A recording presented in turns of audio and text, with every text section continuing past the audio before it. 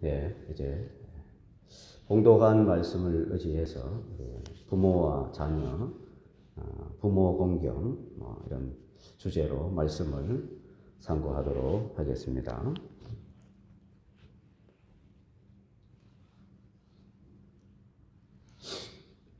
오늘은 우리 한국 교회가 또 우리나라가 어제였죠. 어버이날로 이제 지켰고, 그래서 교회도 이제 어버이 주일이라 이렇게 해서 지키고 있습니다. 우리가 매년 한 번 정도는 어버이 부모 공경에 관한 설교를 또 듣게 됩니다. 그래서 이제 그만 듣고 싶을지도 모르겠습니다만은 부모 공경과 관련하여 이러한 설교는 목사도 해야 되고 우리 성도들도 계속해서 들으셔야 하는 것이죠. 왜냐하면 부모 공경은 너무나 중요한 사안이기 때문입니다. 이것은 우리가 예수님을 믿어 구원에 이르고 그래서 하나님을 아버지라 부르는 영생을 소유한 사람에게 있어서 이 땅에서 인간관계 속에서 가장 중요한 관계가 바로 부모와 자녀의 관계라 할 수 있기 때문입니다. 그래서 오늘 본문의 말씀을 이해하는 데 있어서 우리 먼저 몇 가지 원리를 생각해 보고자 합니다. 첫 번째는 이 부모와 자식의 이 관계는 하나님 아버지와 하나님의 자녀의 관계의 어떠함을 나타내시려고 하나님께서 인생들에게 허락하신 관계이다 하는 것입니다. 그래서 부모는 항상 자녀들에게 따뜻하고 또 사랑으로 돌보고 또 훈계를 통해서 양육을 하여야 하는 것입니다. 그래서 자녀들이 부모를 볼 때에 하나님의 아버지의 사랑이 어떠하다 하는 것을 하나하나 배워갈 수 있도록 우리 부모들이 그 모습을 비춰줘야 한다 하는 것입니다. 하나님 아버지의 사랑과 하나님 아버지의 그 넓으신 품이 어떠한 것인가를 육신의 부모를 통하여 자녀들이 배워가고 알아갈 수 있어야 하는데 그 책임이 바로 부모된 자들에게 있다 하겠습니다. 그것이 여러분 부모가 자녀를 대할 때에 항상 잊지 말아야 하는 내용입니다. 가끔 뉴스에 보면은 이 게임에 중독이 되어서 아이를 방치하고 또 부부싸움을 하고서 자식을 학대하고 그래서 급기야 죽음으로 몰아가는 참 안타깝고 어리석은 부모의 이야기가 들려오기도 합니다. 그러나 이제 대부분의 이 부모들은 자녀를 끔찍히 생각하는 법입니다. 그리스도인들은 그래서 자녀를 위할 뿐만 아니라 그리스도인들은 자녀를 위할 뿐만 아니라 거기에다가 하나님 아버지의 형상을 자녀들에게 나타내고 보여주어야 한다 하는 것을 잊지 말아야 하는 것이죠. 그래서 우리 그리스도인 부모인들은 자연인 부모들보다도 하나 더 해야 하는 막중한 책임이 바로 하나님 아버지를 우리의 삶을 통하여 자녀들에게 비춰줘야 한다 하는 것입니다. 그래서 자녀를 훈계할 때에도 잊지 말아야 합니다. 아이가 꾸지람을 들을 때에 자신의 잘못을 인정하도록 그렇게 뉘우치도록 유도하고 훈계를 해야 되지. 우리 엄마는 자기 마음대로야 기분 따라 감정 따라 한다는 그런 마음을 심어줘서는 안 되는 것입니다. 또 자녀를 사랑한답시고 아주 이기적이고 배타적인 것만 배우게 해서는 안 되는 것이죠. 자녀는 부모를 통해서 하나님 아버지의 어떠하심을 발견할 수 있어야 합니다. 그리고 동시에 보이지 않는 하나님을 경외하는 것이 어떤 것인가를 육신의 부모를 공경함으로 배워가야 한다 하는 것입니다. 그래서 자녀가 육신의 부모를 공경함으로 보이지 않는 하나님을 경외한다는 것을 이제 증명하는 삶을 살아가야 하는 것입니다. 그래서 자녀된 자들은 눈에 보이지 않는 하나님을 사랑한다고 하나님을 경외한다고 하면서 눈에 보이는 육신의 부모를 공경하지 않는 그것은 말이 맞지 않고 그것은 참된 신앙이라고 보기가 어려운 것입니다. 내가 하나님을 참으로 경외하고 참으로 하나님을 사랑한다는 것은 육신의 눈에 보이는 육신의 부모를 공경하는 것으로 최소한 증명할 수가 있기 때문입니다. 이 최소한의 증명도 하지 못한다면 그것은 하나님을 사랑한다 하나 사랑하는 것이 아니요. 하나님을 경외한다 하나 하나님을 경외하는 것이 되지 못하는 것입니다. 이 같은 원리는 이 부부와 주인과 또 종의 관계에서도 적용이 됩니다. 오후에 다루도록 하겠습니다. 두 번째 오늘 말씀을 통해서 우리가 기억해야 하는 원리 중에 하나는 뭐냐면 그 다음에 나오는 이 모든 이 진술들이 바로 성령 충만한 그리스도인 성도들이 어떻게 살아가야 할까에 대한 신뢰들이다라고 할 수가 있습니다. 부모 공경, 자녀 사랑, 부부 관계, 주인과 종, 이 모든 올바른 그런 관계 속에서 살아갈 수 있기 위해서는 그것은 바로 성령 충만한 그리스도인이어야 가능하다 하는 것을 말씀하고 있습니다. 사도 바울은 에베소서 5장 18절에 술 취하지 말라 이는 방탕한 것이니 너희는 성령의 충만을 받으라 이렇게 말씀하셨습니다. 그래서 이 성령 충만이 우리의 삶의 인간관계 속에서 우리가 마땅히 감당해야 하는 책임과 의무와 도리 속에 이 성령 충만이 열쇠다라고 할 수가 있겠습니다. 또 하나 원리는 5장 21절에 보면 그리스도를 경외함으로 두려워함으로 피차 복종하라 하는 것입니다. 그리고 여기서 이 원리는 이 상호 간의 상호 복종의 원리입니다.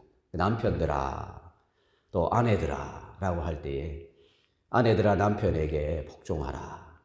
아내만 남편에게 복종하는 것이 아니고 남편도 아내들을 사랑하고 피차 주의 말씀에 복종해야 하는 상호 복종의 원리가 있습니다. 부모와 자녀들도 마찬가지로 자녀와 부모의 관계 속에서도 그러한 것입니다. 여러분 지금의 시대는 참 어떻습니까? 이 부부 관계, 남편과 아내, 부모, 자식 이런 관계에 지금 적신호가 켜져 있다 이렇게 볼 수가 있습니다. 이미 많은 가정들이 무너지고 붕괴되고 어그러지고 상처받고 있습니다. 이러한 때 우리 그리스도인 부모들과 그리스도인 자녀들은 그리스도의 가정의 가족들에게 요구되는 이 말씀이 있습니다. 지금이 바로 어떤 때냐? 지금이 바로 하나님을 섬기고 하나님을 경외하는 자의 삶이 어떠한 것인가를 보여줄 수 있는 좋은 기회의 때다라는 것입니다. 그리스도인들은 세상과 다르다. 교회는 세상과 다르고 그리스도인 자녀와 그리스도인 부모는 그렇지 않은 부모와 자녀들과 다르다 하는 것을 보여줄 수 있는 좋은 시간들이라고도 할 수가 있습니다. 이러한 때에 그리스도인의 어떠함을 나타내고 하나님의 말씀의 어떠함을 우리가 드러내어야 되지 그렇지 아니하고 세상과 같이 세상의 가치관에 세상의 그 악습에 풍습에 휩쓸려 그렇게 떠내려가서는 안 되겠다 하는 것입니다. 여러분 우리는 이 세상이 행하지 못하고 있는 이 부모와 자녀들 사이의 이 규율과 이 질서와 법을 우리가 나타내므로 진정한 소금과 빛의 역할을 감당할 수가 있게 되는 것입니다. 요즘 시대는 이 동성애는 물론이고 동성 결혼까지 합법화하고 또 합법화를 시도하려는 나라들이 늘어가고 있습니다. 심지어 교회마저 그 빗장을 하나하나 지금 벗기고 있는 그런 형편이죠. 대단히 참 안타깝고 염려되고 어리석고 미련한 일이라 할 수가 있겠습니다.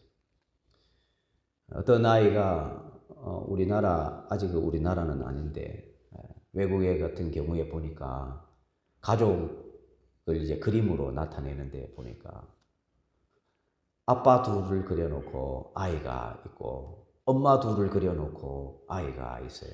그래서 엄마 아빠다. 아빠 남자 둘을 보고도 엄마 아빠라.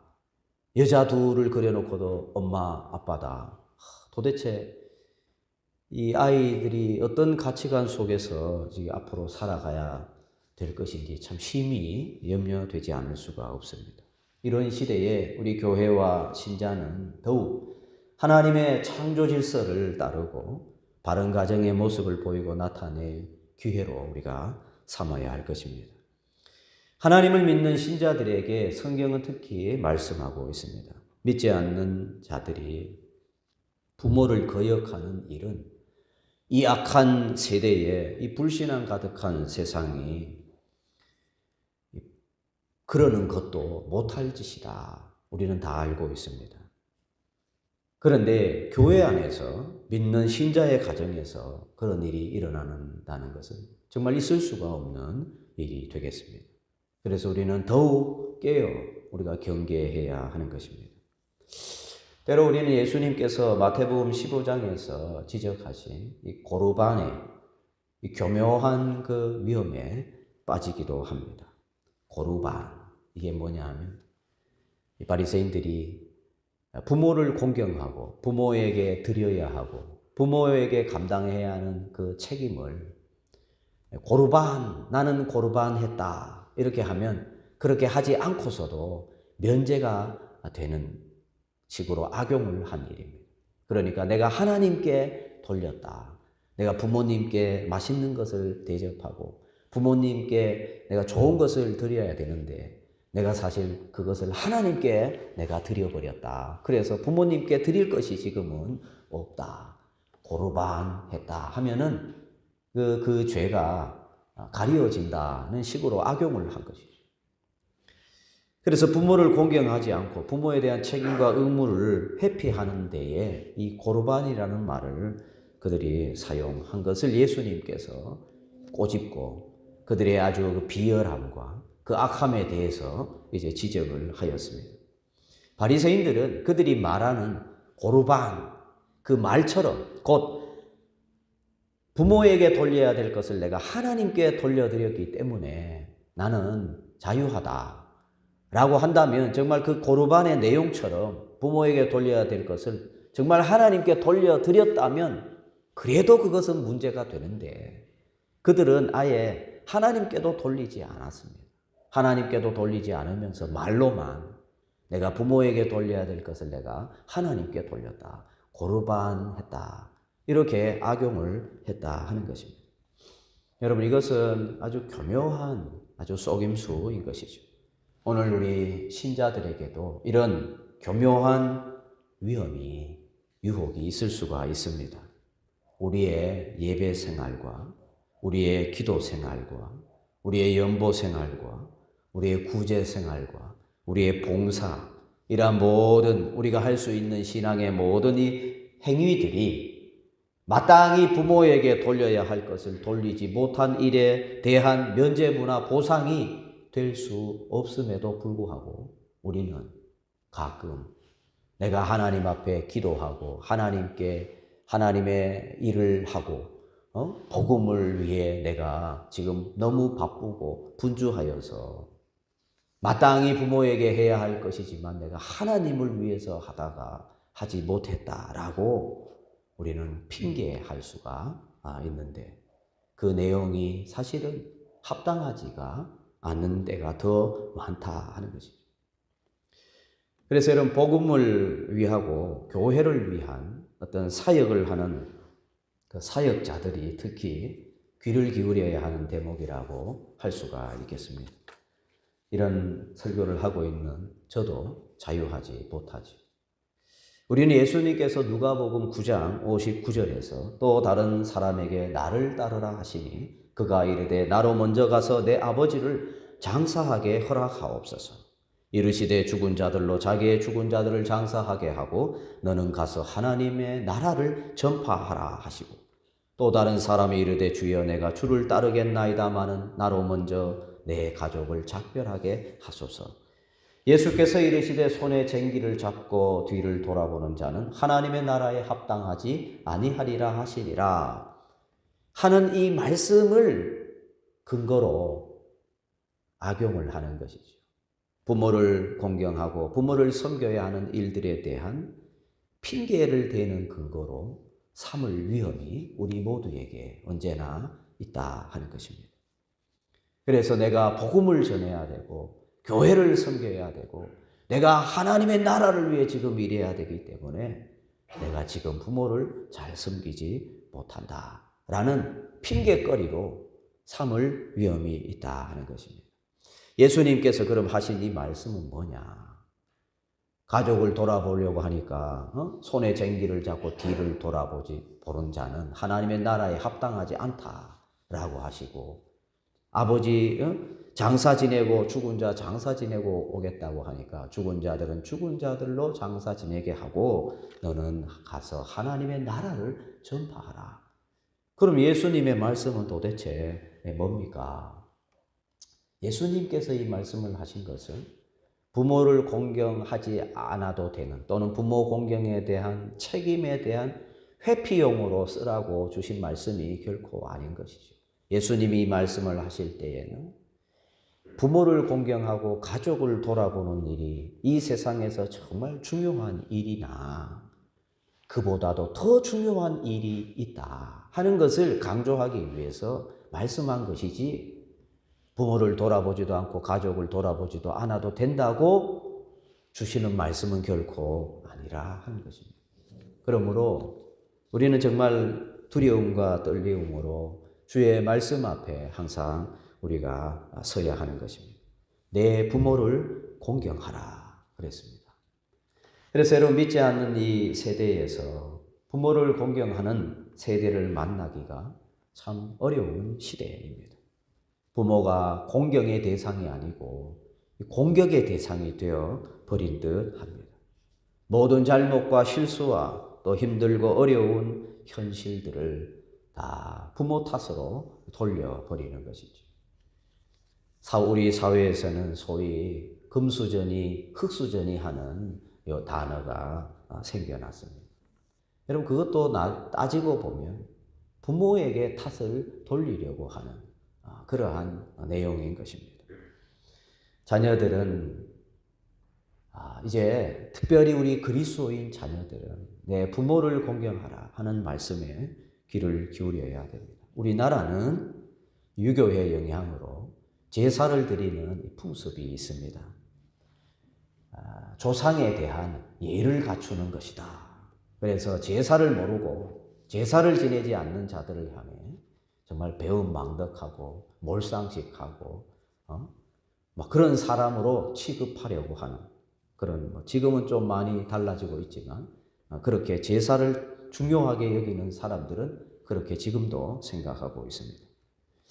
여러분, 그러나 부모는 살아 계실 때에 잘 섬기고 부모에게 순종하고 부모를 잘 섬겨야 하는 것이지, 돌아가신 뒤에 부모를 위한다 하는 명목을 가지고 그렇게 하는 것은, 그 속을 들여다보면 결국 그것은 자기의 의를 드러내기 위한 것에 불과하다 하는 것을 알게 되는 것입니다.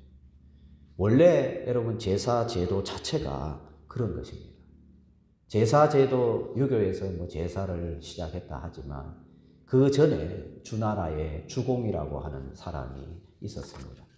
이 사람은 굉장히 불효자였습니다.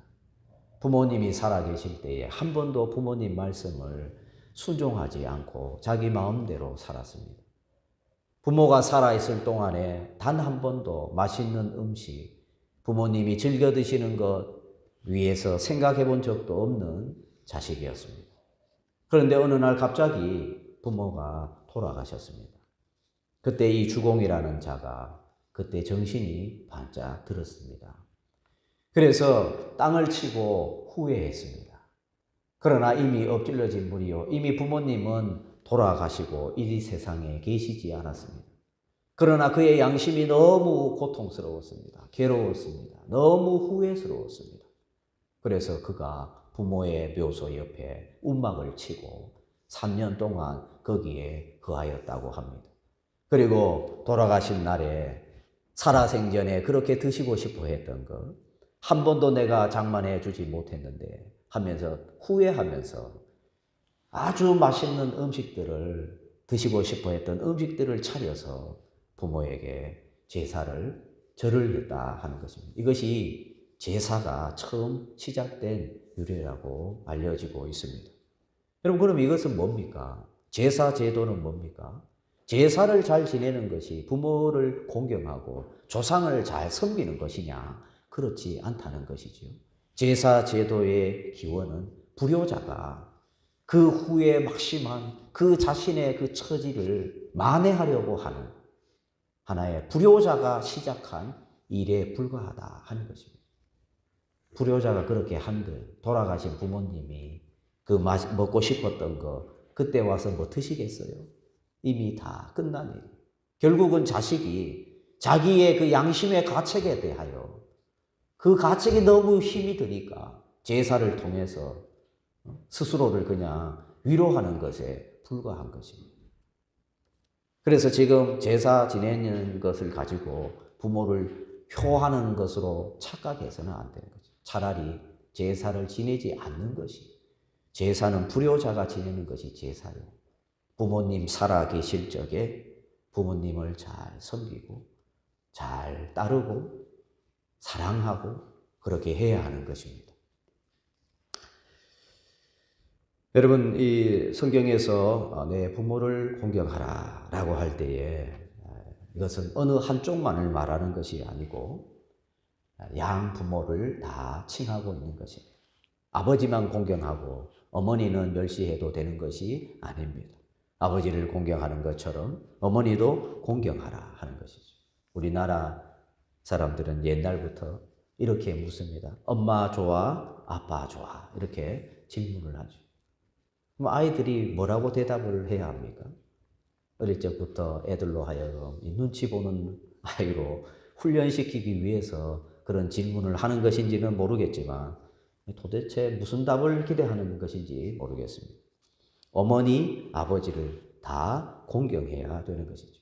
예수님의 시대의 유대인이나 또 고대 사회에서 여자나 아이들은 수에도 치지 않고 무시되어 왔지만 예수 그리스도의 가르침은 그렇지 않습니다. 또 하나님의 가르침도 그렇지 않습니다. 아버지, 어머니, 부모를 공경하라 이렇게 말씀하셨습니다. 예수님은 여성도 병든 자도 어린이도 똑같은 인격체로 대우하셨더랬습니다. 이것이 기독교의 가르침인 것입니다. 여러분, 이 세대가 다 그렇다라고 우리의 책임을 전가시킬 수가 없습니다. 핑계할 수가 없습니다. 이 세대가 다 부모의 말을 거역하고 자기 마음대로 산다 해도 우리 그리스도인들은 부모를 공경하고 사랑하는 자리에 언제나 있어야 하는 것입니다. 여러분, 그러면 우리가 부모를 공경해야만 하는 이유가 무엇이겠습니까? 그것은 첫째, 그것이 옳기 때문입니다. 부모를 공경하는 것은 이것이 옳으니라. 옳기 때문에 사람은 옳은 일을 해야 되는 것이죠. 그래서 부모를 공경해야 되고 그것이 여러분 의로운 일입니다. 바꿔 말하면 공경하지 않는 것은 아주 악한 일이요, 아주 나쁜 일이고 틀린 일이기 때문입니다. 너무나 분명한 것이죠. 왜 부모를 공경해야 돼? 내가 왜 부모를 공경해야 돼? 공경할 분들이어야 내가 공경하지라는 말은 여러분 적용될 수 없습니다. 부모는 부모 그 자체로서 공경을 받아야 하고 자녀는 부모를 그가 공경받아야 마땅할 훌륭한 어떤 인품이나 어떤 업적을 가져야만 공경하라고 말씀하는 것이 아니라 부모이기 때문에 공경해라 말씀하고 있는 것입니다. 여러분, 이 옳다는 이 말은 태초에 설정된 창조의 원리다라는 것을 말씀하고 있는 것입니다. 만약에 부모를 공경하지 않는 것은 하나님의 창조의 질서를 어기는 것과 다르지 않은 것입니다. 이 세상은 여러분 창조의 원리를 깨트리고 창조의 원리를 역행하고 하나님의 창조의 질서에 도전을 하고 있는 것이 이 세대입니다. 그러나 우리 그리스도인들, 우리 교회는 그렇지 않습니다. 여러분, 이것은 짐승들에게도 적용이 됩니다. 동물의 세계에서 어미는 새끼를 품고, 낳고, 품고, 돌보고, 양육하고, 기르고, 훈련시키기도 합니다. 나는 법을 가르치고, 먹이 잡는 법을 가르치고, 훈련시킵니다. 걷고 뛰는 법을 또 가르칩니다. 이것이 자연 질서입니다. 약하고 아무것도 모르는 어린 새끼는 그 어미로부터 그렇게 보호받고 영양분을 공급받고 교육받고 그렇게 어미로 자라나게 되는 것입니다. 그래서 여러분 세렝게티 초원에 나오는 동물들의 모습 속에서 가끔 어미 말을 거역하는 새끼를 보면 얼마나 우습습니까? 그런데 그런 짓을 인간이 하고 있다 하면 얼마나 더 우스운 일이 되겠습니까? 자녀들이 부모에게 순종하지 않는 것, 그것은 새끼가 어미의 말을 듣지 않는 것 우스꽝스러운 일인데 인간이 그러고 있다면 그것은 얼마나 우스운 일이 되겠습니까? 그래서 여러분, 우리 그리스도인들은 하나님의 창조의 원리, 창조의 질서를 따르는 사람들입니다.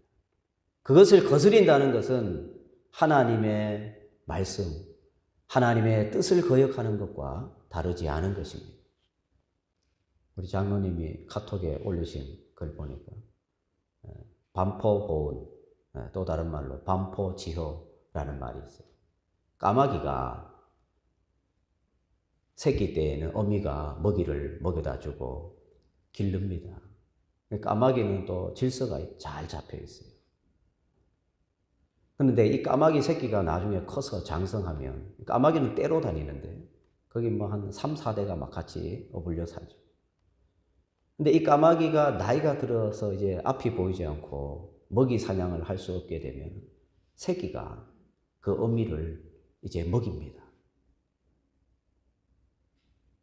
어릴 때 벌레를 잡아서 먹이를 공급해 주었던 그 어미의 사랑을 기억하고 이 새끼가 커서 병들어서 날지 못하고 이제 먹이를 구하러 다니지 못하는 어미를 위하여 이제 대신 벌레를 잡아서 어미를 먹여준다는 것입니다. 여러분, 까마귀, 사람들이 비웃고 손가락질하고 욕하는 까마귀도 지 어미의 그 사랑을, 은혜를 기억하고 있는데 사람이 부모의 사랑을 거역한다는 것은 있을 수가 없는 일이에요. 특별히 그리스도인들은 그럴 수가 없는 일인 것이죠. 두 번째 이 원리는 뭐냐면 주 안에서 내 부모를 공경하라 하는 것입니다. 부모를 주 안에서 공경하라. 우리 부모님들이 다 존경받을 자격이 되고 실력이 되고 훌륭하면 참 얼마나 좋겠습니까마는 우리의 부모들이 그렇게 훌륭하지 못한 경우가 많이 있습니다. 저도 부모가 되었지만 제 자신을 돌아봐도 그렇습니다. 정말 부족하고 정말 부족한 사람인 것을 보게 됩니다. 그래서 부모들이 다 존경받을 만해서 존경하면 참 좋겠지만 그 좋겠다는 것보다는 쉽지요. 부모를 공경하기가 쉽지요. 부모가 힘이 있고 능력이 있고 어릴 적에 아이가 아빠는 슈퍼맨인 줄 알았는데 자기가 장성해서 보니까 아빠도 아무것도 아니더라. 이런 고백을 속으로 하게 되죠. 그러나 끝까지 부모님이 슈퍼맨처럼 계시다면 그 부모를 공경하지 않을 수가 있겠습니까? 그러나 우리의 인생은 그렇지 못합니다. 그러면 공경할 만한 사람만 골라서 공경해라. 그렇지 않다는 것이죠. 항상 부모의 어떤 모습 속에서도 부모를 공경해야 되는데 주 안에서, 이 주 안에서란 말은 두 가지 의미가 있어요. 내가 주 안에 있기 때문에, 내가 주 안에 있기 때문에, 주 밖에 있다면 네가 뭐 어떻게 살든지, 주 밖에 있어도 그러면 안 되지만 여러분 주 안에 있기 때문에 우리는 더욱 부모를 공경해야 되는 것이죠. 또 하나의 주 안에서라는 말은 주의 말씀 안에서라는 말씀이죠. 주의 말씀 안에서. 주님의 명령이기 때문에 또 주 안에서 부모를 공경해야 돼요. 가령 예를 들어서 부모님이 여러분에게 죄를 조장하고 죄를 강요하고 불법을 요구하고 그럴 때는 어떻게 해야 되겠습니까? 주 안에서 공경해야 되기 때문에 그 부모님의 말씀을 순종할 수가 없는 것이죠. 그래서 주 안에서 공경하라는 말은 바로 그런 것입니다. 너 앞으로 교회 다니지 마라. 우리 집은 불교 집안이다. 우리는 제사 지낸다. 이렇게 한다고 해서 그 말, 부모를 공경한다는 것이 그 말에도 순종하라는 말은 결코 아니죠. 주 안에서 공경해야 되기 때문에 그 말씀은 따를 수가 없습니다. 하지만 주 안에서 공경하라고 할 때에는 내가 부모의 말씀을 거역해야 하는 그 순간에도 우리 자녀들은 어떤 마음을 가져야 되는가 하면 싫어요. 나는 기독교인이에요. 이렇게 드러내는 것이 아니라 내가 지금 부모님 말씀을 내가 순종해야 되고 나는 부모님을 공경하오나 나는 주 안에서 공경을 해야 되고 순종을 해야 되기 때문에 지금 그 요구는 내가 순종할 수가 없습니다. 그래서 부모님이 어떤 느낌을 가져야 되냐 하면 이놈이 나한테 반항하네. 이런 마음을 느끼는 것이 아니라 이 아이가 내 말에 순종하고 싶지만 지금 순종하지를 못하는구나. 그래서 심히 괴로워하고 있구나. 라는 뉘앙스를 부모님이 믿지 않는 부모일 경우에 그렇게 가지도록 하는 것이 옳다 하는 것이죠. 제가 이렇게 설교하지만 이 말씀 앞에 제 지난 날을 돌아보니까 참 부모님께 죄송하고 우리 집안은 제사를 많이 지냈는데 어릴 적에 아버지 따라 손잡고 항상 제사 지내러 자주 다녔어요. 근데 제가 예수님을 믿고 하나님을 알고 후부터 내가 제사를 난 이제 소위 말해서 이제 끊었죠. 근데 끊었을 때 그때 우리 아버지 또 우리 친척들이 이런 배은망덕한 놈 이런 뉘앙스를 제가 풍긴 것 같아요. 그것이 심히 지금 좀 후회스럽습니다. 한 번 더 기회가 있으면 정말 아버지로 하여금 아버지께 순종하고 싶으나 아버지의 마음이 이 녀석이 내 말을 그렇게 잘 듣는 아이인데 지금 내 말을 거역하는 일로 인하여 심히 괴로워하고 있구나. 이런 마음을 느끼도록 해주고 싶은데 이미 때는 늦으리. 그래서 여러분 이 부모 공경이라고 하는 것은 정말 우리 인생이 가져야 하는 왜냐하면 앞에서 제가 잠깐 말씀을 드렸지만 이것이 바로 하나님을 경외하는 시작이요. 하나님을 내가 보이지 않는 하나님을 섬긴다 하는 것을 가시적으로 나타내고 증명할 수 있는 최소한의 기준이 되기 때문입니다. 그래서 여러분 우리가 기독교인으로서 이것은 또 부부간에도 마찬가지고 여러 가지 주인과 종의 관계에서도 마찬가지입니다. 우리는 항상 주 안에서라고 할 때에 이런 간절한 마음과 예달픈 마음을 가지고 있어야 하겠습니다. 여러분 누가 부모를 공경하고 누가 자녀를 노엽게 하지 않을 수 있겠습니까? 이것은 여러분 우리가 어떤 의지를 가지고 교육을 잘 받고 그렇게 한다고 할 수 있는 일이 아닙니다. 이것은 오직 성령 충만을 받아야 가능한 일입니다. 그래서 우리 신자들은 하나님 앞에 항상 긍휼을 구하고 은혜를 구하는 자리에 가야 합니다. 항상 가난한 마음과 이 애통하는 마음, 이 상한 마음을 안고 우리 하나님께 나아가 성령의 충만하심을 우리가 구하여야 합니다. 성령 충만은 곧 말씀 충만과 다르지 않습니다. 하나님의 말씀에 매이고 하나님의 말씀을 의지하고 말씀에 붙들려 살아가는 사람이 바로 성령으로 충만한 사람이죠. 그래서 하나님의 영으로 내가 채워지고 하나님의 영이 나를 지배하고 다스리고 간섭하도록 우리가 나아가야 되겠습니다. 그래서 마지막 부분을 하나 더 보면 왜 부모를 공경해야 되느냐. 내 아버지와 내 어머니를 공경하라. 이것이 약속 있는 첫 계명이니 이는 내가 잘되고 땅에서 장수하리라 그랬습니다. 약속 있는 첫 계명이다. 약속 있는 첫 계명이다. 그렇게 쉬운 말도 아니지만 그렇다고 그렇게 어려운 말도 아니죠. 우리 10계명 중에 약속이 있는 말씀을 주시고 이 말씀을 지키면 어떠한 복을 주겠다라고 하신 그 계명이 바로 이 제5계명 내 부모를 공경하라 하는 것이죠.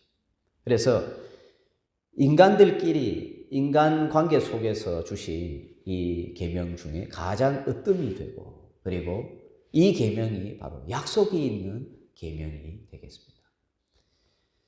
여러분 마땅히 지켜야 하는 도리인데 하나님이 얼마나 자비로우시고 은혜로우신 분이신가. 인간이라면 마땅히 지켜야 하는 부모 공경에 대한 그 말씀을 지키면 그것이 당연한 일인데 그 당연한 일에 하나님께서 상을 주시겠다 이렇게 말씀하고 있습니다.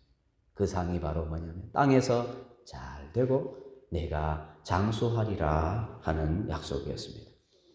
물론 이 약속을 우리가 일반화할 필요는 없습니다. 왜냐하면 부모를 공경하는 사람 중에도 단명한 사람들이 분명히 있기 때문이고 부모에게 불효한 자 중에도 보면 명이 긴 사람이 또 있을 수 있기 때문이죠.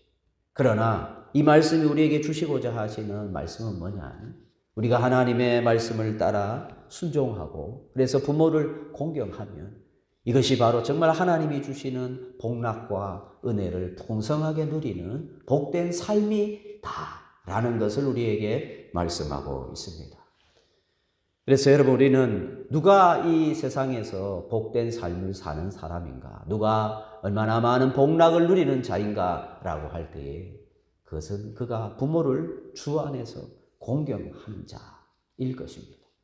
주 안에서 부모를 공경하는 자가 이 땅에서 참된 복과 참된 평안을 누리고 받은 자라 하는 것을 성경이 지금 말씀하고 있습니다. 이 계명을 지키는 자에 대하여 하나님께서 매우 흐뭇해하시고 기뻐하신다 하는 것입니다. 까마귀 이야기했지만 까마귀가 우리에게 그것을 또 가르쳐주고 있죠. 그래서 하나님께서 인생이 정말 마땅히 해야 하는 일이기 때문에 짐승에게서 우리에게 가르쳐주고 있다 하는 것입니다. 우리 예수님은 하늘 아버지를 영화롭게 하시기 위해서 이 땅에 인생의 몸을 입고 오셨습니다. 하늘 아버지의 뜻에 죽기까지 순종하셨습니다. 예수 그리스도께서 부모 공경에 대한 본을 우리에게 친히 보여주셨습니다. 이제 그리스도 예수를 나의 주 나의 하나님으로 고백하는 하나님의 백성이라면 우리도 마땅히 주님이 아버지의 뜻에 순종하셨듯이 우리도 부모를 주 안에서 공경하고 사랑해야 할 것입니다.